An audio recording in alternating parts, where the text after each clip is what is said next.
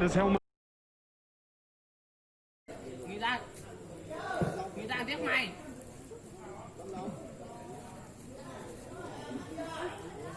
Kìa, tao không nói chuyện mày. Tao kêu tao cu nhỏ nhỏ kìa.